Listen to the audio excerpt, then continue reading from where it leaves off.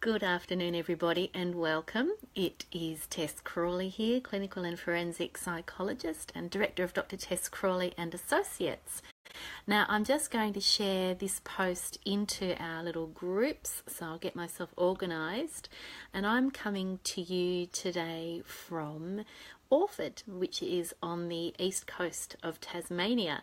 And if you've seen some of my videos before about my relationship with rural mental health services around Tasmania, you will know, hi Cara, I can see you've joined in today, then you will know that I lived in Orford for a little while until about a year ago, and I have a very special relationship with this little town.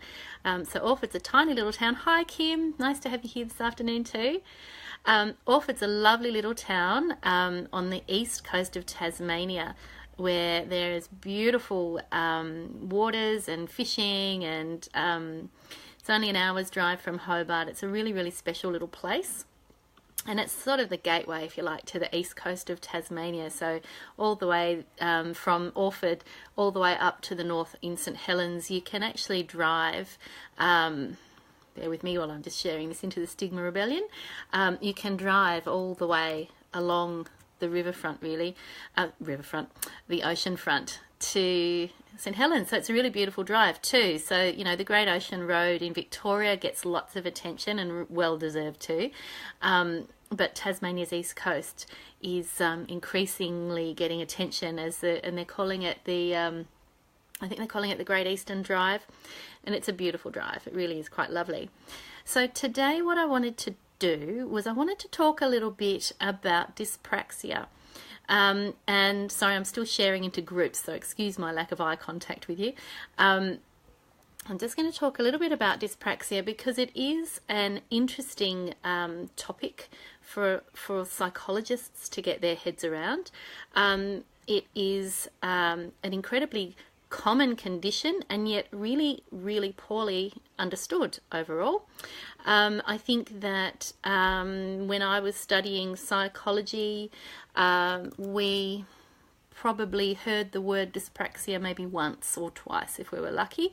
It was, I think, in a single lecture we were exposed to a range of conditions that children might experience. Keeping in mind, of course, I studied clinical psychology, which looks at across the whole lifespan, not specifically child psychology. So I would hope that child psychologists would have more exposure in their studies to dyspraxia. Hi Mel, welcome again this afternoon.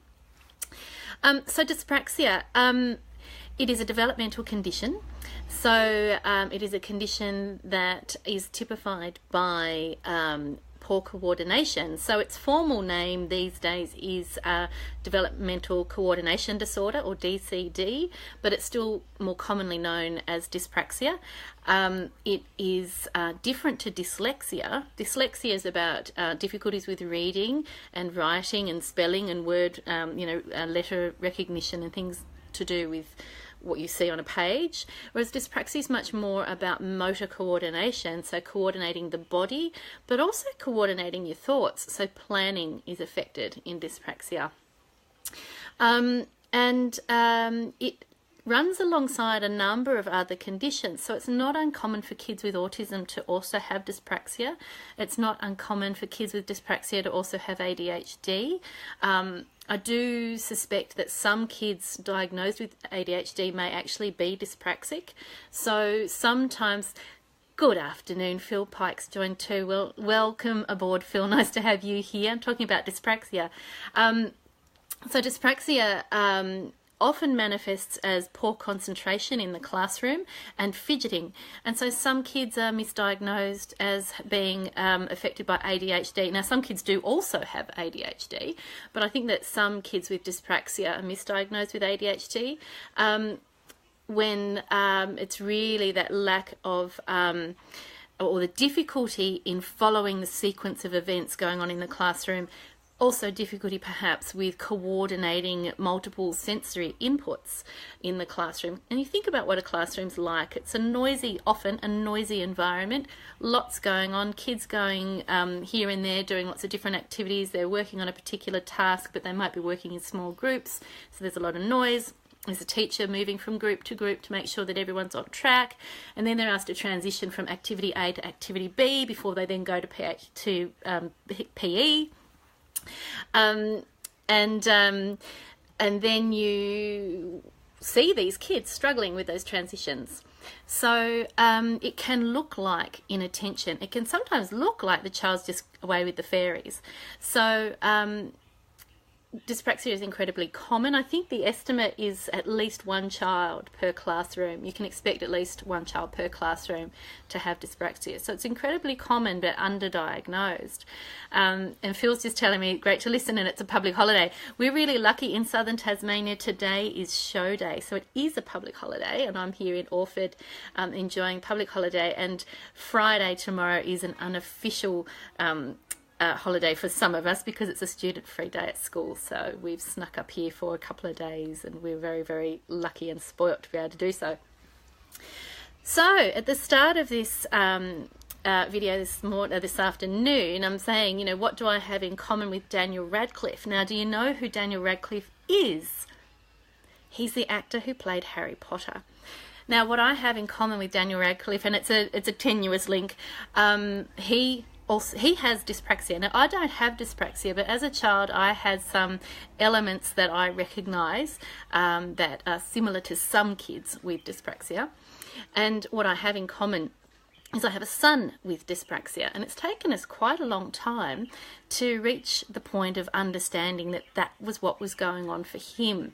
So lots of comments about his attention drifting off, both in the classroom and in the playground. Difficulty with handwriting. Now that's a real hallmark of dyspraxia, being able to coordinate. So you think about what's required to be able to write something down when you're learning to write in particular. So you've got to know what it is in your mind that you want to say. You've got to know how to form each individual letter, and then you've got to coordinate all your hand muscles to produce that writing. Now, the effort that it can take to be able to write each individual letter, by the time you get to the end of your first sentence, you've forgotten everything else you were going to say. So for kids with dyspraxia, it's really common to see reduced output, so not as much work being produced compared to their age peers, and also quite immature handwriting, so their writing style will look like children's of a younger age level. So why is this? Why is dyspraxia? What is it that's going on? In a really simple way, if you think about all the information that's flying around through the neural networks in our brain, if you think about neural networks being like telephone wires, instead of going through a straight line from point A to point B to complete a particular path, so the neural network transmitting information from point A to point B in a straight line, say, you know, pick up your pencil and write, the quick brown fox jumped over the lazy dog. For kids with dyspraxia, instead of going from point A to point B, it's going a wiggly line. It gets there eventually, then it's going a wiggly line. So it just takes a lot longer and often takes a lot more effort. Now, this is not anything to do with intelligence. So kids with dyspraxia are often really frustrated because they know what they need to do, but they just can't necessarily coordinate themselves to be able to do it. What you see is when kids are overstimulated externally, so lots of sensory stuff going on, temperature changes, difficulty with coping with changes in temperature can have an impact, and just the fatigue that comes along at the end of a school term and the end of a school year. So with my son in particular, we see a pattern where at the start of the school term, he's full of the joys of life, loving school, having a great time. By the end of the school term, we see his fatigue manifest as anxiety. So he gets to school and he just can't see how he's going to cope with the day ahead, and he gets quite anxious as a result. So as time has gone on, of course, we're learning his patterns, and we've also learnt along with the school, we've learnt some strategies to help him get through his day, get through his week, and get through his term. He's been very lucky to have a fabulous teacher and a lot of support in his school. Now, how did we know that it was dyspraxia? So how did we find this out? Well, a lot of trial and error to start with. There were lots of red herrings. We knew there was some anxiety. We knew there was some family stress. There was a relocation from Alford back to Hobart. There was lots going on in his little life. And finally, a psychology colleague of mine suggested that we get the sensory stuff looked at by an OT, an occupational therapist. It had never occurred to me to see a paediatric occupational therapist before. I didn't really know much about what they did. And I thought, well, it's a good idea to just get that extra sensory stuff ruled out. So off we trotted, and lo and behold, she diagnosed dyspraxia. And I've since learnt that one of the most common ways for dyspraxia to be clarified and diagnosed is through seeing an occupational therapist, because it's actually their kind of bread and butter work with kids. So we've since worked with her quite extensively over the past year, and it's been amazing to see some really positive changes. So if you've got a child, or if you're a teacher, or if you're a child psychologist, and you're noticing in children that there's difficulty with handwriting, they're not able to ride a bicycle, they're trouble with balance, they're often clumsy, bumping into people or dropping things or stubbing toes, if they're often very popular, but not necessarily joiners. So they might be, they'll stand on the periphery of games because they can't really follow, they can't really coordinate what they're meant to do with the rules of a game, and also get their body to do what's required. So the coordination that's involved in playground games, despite them being popular children often, can leave them feeling a little bit left out, because they can't quite. It's a little bit like, when you're at a formal dance and you don't know the steps. You kind of can see what everyone else is doing, but you can't quite pick it up in time, and before you know it, the music's finished and it's all over and you've missed out. So if you're noticing some of those things in the children around you, or if you're an adult who experienced those things in childhood, it might well be that there's some dyspraxia there, and seeing an occupational therapist, a paediatric occupational therapist for children, and an adult occupational therapist if you're an adult, can actually help clarify whether that indeed is what is going on. So then the treatment, so occupational therapists do a lot of work involving the vestibular system, which is a part of the brain that is related to balance and coordination. So some of the tasks that we were utilising with my son involved lots of spinning work. So we did some work with a board that was spinning, involved spinning. What we noticed, where ordinarily a child would be made quite dizzy by spinning work, didn't affect him at all. So the vestibular system is, think about an example of how that system kicks in is when you're riding a bike and you're riding along, and then you notice that you're starting to tip because you're getting off balance. Your vestibular system will kick in, and almost reflexively you'll right yourself up and stop falling. So kids who have difficulties, kids with dyspraxia is a good example, of course, their vestibular system won't detect that they're off balance, and so of course they fall. So my son can't ride a bike, quite frightened of riding bikes, because his experience has been, no matter what he does, he will just fall because his vestibular system doesn't detect that he's off kilter. So a lot of the work that the OT we've worked with, a lot of the work that she's done has been around stimulating that vestibular system. He does things like trampolining, which is also good for his vestibular system. He does piano, which helps with cross-brain work, so getting both sides of his brain working together while also coordinating his hands. So there's lots of things that might not seem like therapy, but actually are, and are actually very useful for kids with dyspraxia to be engaged in to help overcome some of the limitations.